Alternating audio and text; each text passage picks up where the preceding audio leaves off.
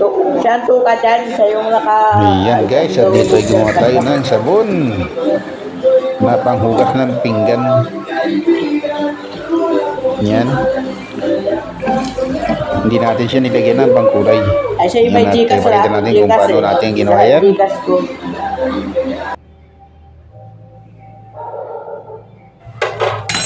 Yan, una, gagawa muna tayo na panghalo. Ayaw ko yung ginagawa ng yung basta kamay lang ang ginagamit na halo-halo. Mas madali ito yung may gagamit tayong mixer. Yan, gawin muna natin ito. Gawa tayo na pinaka-easy. Halo talaga ito. Para halukay talaga yung ano niya. Tunaw talaga yung kanyang jelly. Ang ginagawa kasi nila ay dahan-dahan lang ang halo yan. Yan natin yung isang part.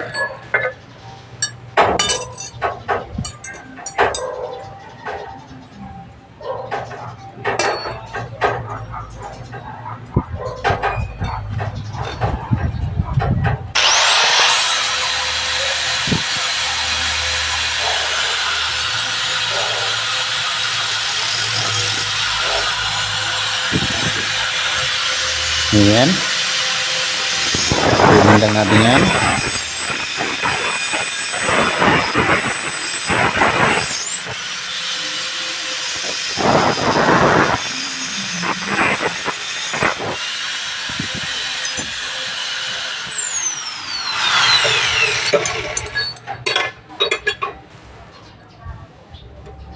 Yan, bubuhin natin ganyan, ganyan.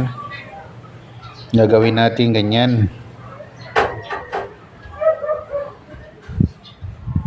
Yan.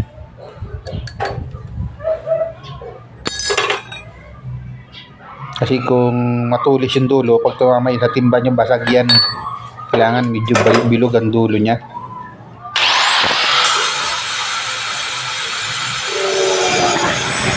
Gagawin natin tigtak doon sa ating haluan. Hindi yung matalas. Magaling mo ng matatalas na panghalo, pero mayroong tigtak na panghalo. Yan, kailangan pag-isipan natin kung paano gagawin yon. Yung ligtas na panghalo na gamit ang ating barena.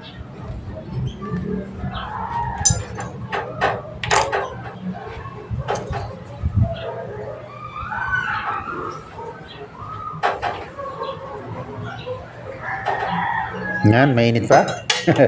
Mainit-init pa. Yeah. Ganyan, gagawin natin dyan para mas matibay yung ating handle. Yan. Kailangan may kaunting technique para matibay ang ating handle. Yung iba ginagawa nilang negosyo ito. Tayo gagawin naman nating pang sarili lang dahil bili ng bili. Yung iba naman dito hindi naman gumagawa kundi umahangkat tapos ibibin na lang dito sa mga bahay-bahay. Yan, gawin natin, gumawa na lang tayo ng sarili. Yan, welding natin.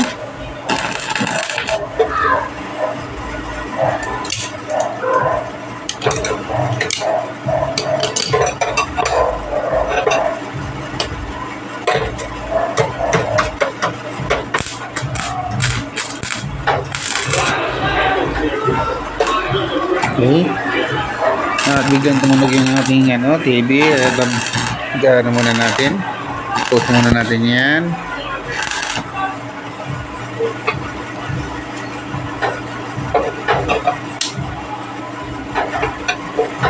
Yan, natin unti-unti na natin nabubuo. Yan na yan. Dito medyo masakit ang ngipin natin kaya medyo tayo nabubulol. Nabubulol.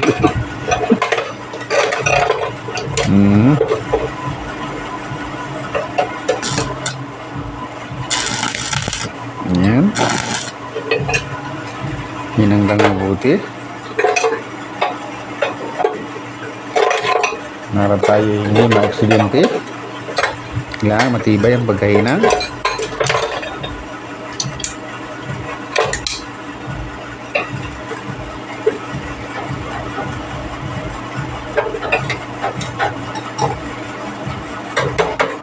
Sana hindi nakakuha yung sound doon sa labas. Masyadong malakas na yung patugtog.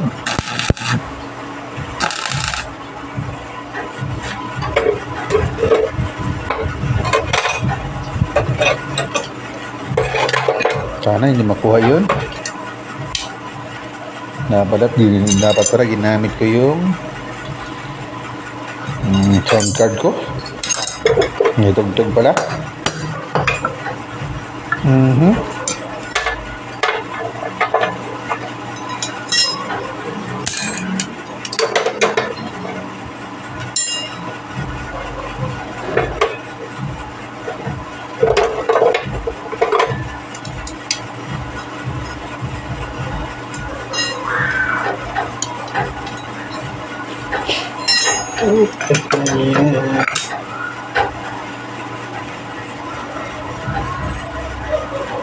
Oh. Nahawakan natin yung mainit. Yan. Nilublob muna natin sa tubig.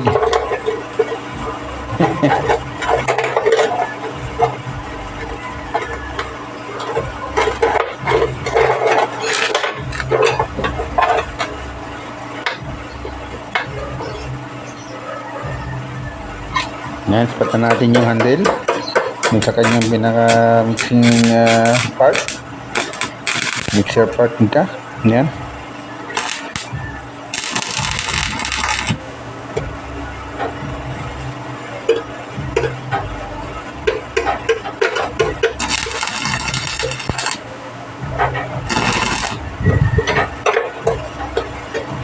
Hanggang lang natin ayusin ang welding nito. Nagbaka tumisik.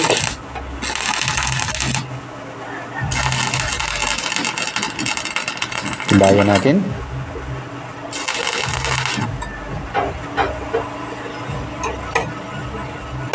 Yan.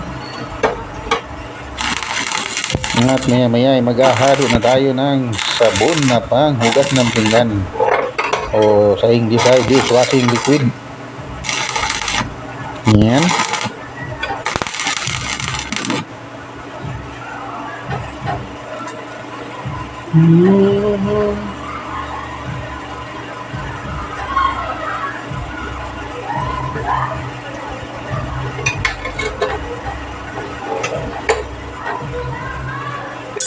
Sinasipatin. Maging tabingi.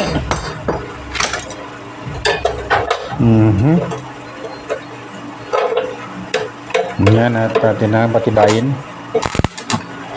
Linisan natin ang welding yan.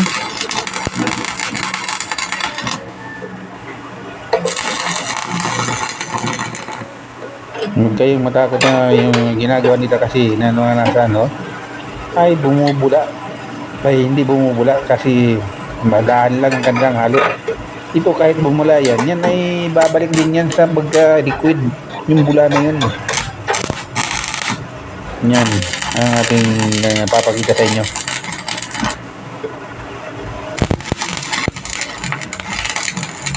Yan. Cut lang natin mabuti para ligtas. Okay.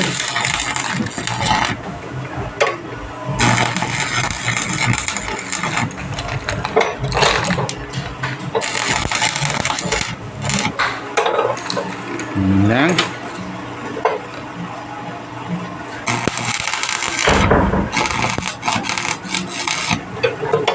Yan, patibayin natin mabuti bago natin gamitin. Ayan.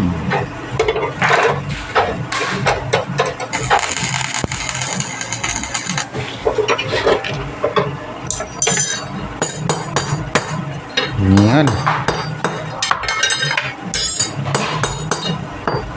At mapakita ko sa inyo na kahit hindi niluluto yung jelly, Kina niluluto kasi nila yung jelly para matunaw agad. Dito, wag ka ganito yung gamitin mo, hindi mo na kailangang lutuin pa yun. Mahirap din naman na paghiwalayin. Yan, ito lang pang ano natin, ganitong panghalo.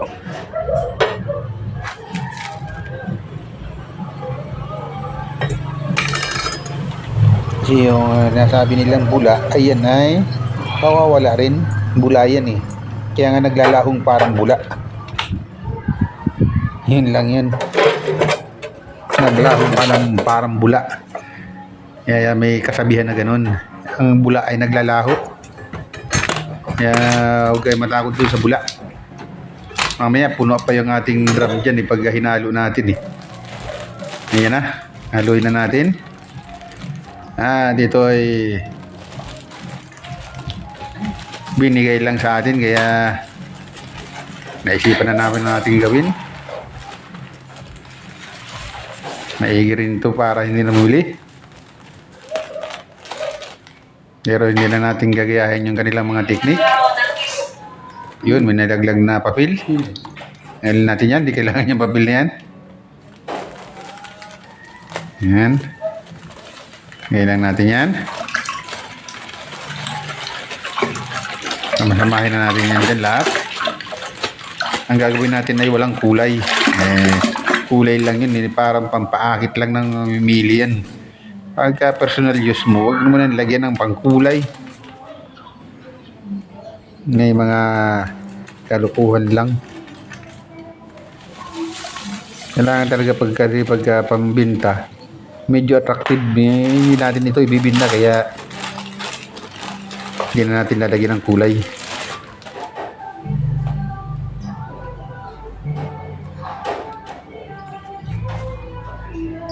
Yan.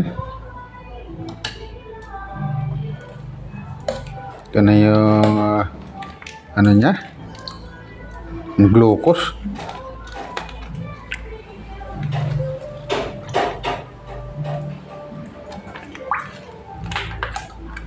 Ang glucose na ito yung pinaka syrup niya. Mabigat ang isang drum nito. Alam ko nasa 500 kilos yung isang drum nito pagka ano, kasi masyadong malagkit. Pero yung natural na drum ay ang laman na tubig ay nasa 200 lang. Yan. Ilagay na natin. Ito na natin haluin. Natin yung bula. At ang bula ay naglalaho. Yan ang aking ano dyan.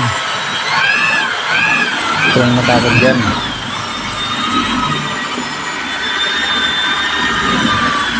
Ayan, para tunaw talaga yung jelly. May jelly yun dyan, parang mga maliliit na tawag dito, marshmallow. Pinong-pino. Ayan. Kita nyo, kukuno yan mamaya. Pero walang halo yan. Ayan, hindi natin panghalo.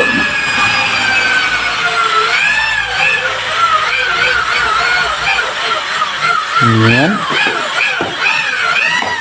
Ayan. Halong-halo sa baga. Mamaya makikita niyo pa yung ano niyan. May whirlpool ba yun na nangyayari mamaya? May ilo-ilo. Ang tawag. Ilo. May ibang ano. Kasubdan lakas ng ating panghalo.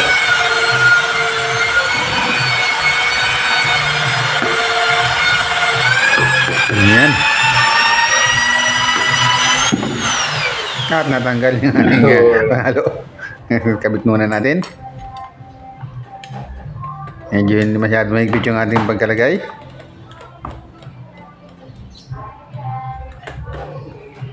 Yan, yung mga ganitong hinahalo na ganito ay na-order lang sa online. Pero yung meron itong bodega. Mas makakamura ka ng ganito kung sa bodega kayo bibili ng mga ganitong chemical ginagawang sabon. Yung mga nagbibintang ripak-ripak na yan yan ay pinagtubuan na nila yan. Yan. At yung kunti kanina ay doon na. Yan lang. Sabi na pupuno yan maya. Dahil nagre-react doon sa ating pang mixer natin. Nagre-react yung sabon. Pero yung bula na yan ay maglalaro parang bula. Maya. Ganun sa sinasabi na natin sa ating container. Yan.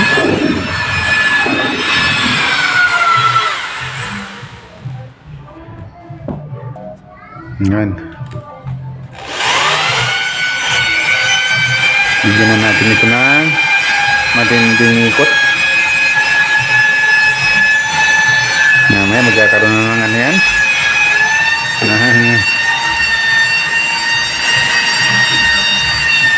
Pinaka-ipo na. Ayan o.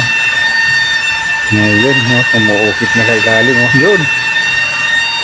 Pag nilakasan mo siya ng ikot, parang tunaw talaga yung jelly. May jelly kasi ito.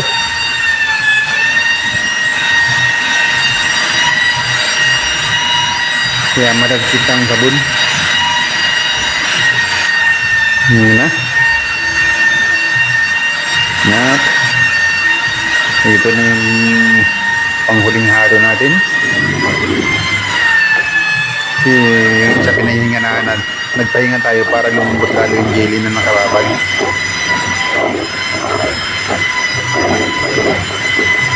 Mas madaling pag pinaikot natin, mas madali siyang matunaw at tumalo na dun sa ating sabon na ginagawa. Ayan, napuno na oh. Marami, mapupuno yan. Pero yan may ibabalik din yan sa normal.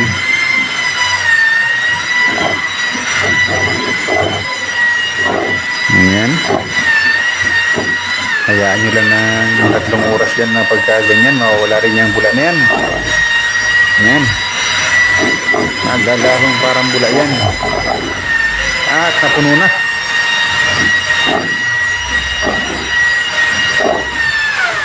Ayan.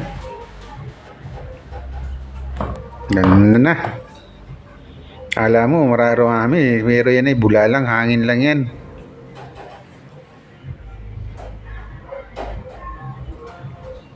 Parang naging ice cream siya. Dumami na.